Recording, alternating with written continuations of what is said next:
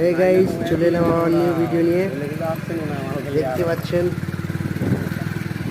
Free fire লাভারদের জন্য আর PUBG লাভারের জন্য কোচিনো এটা।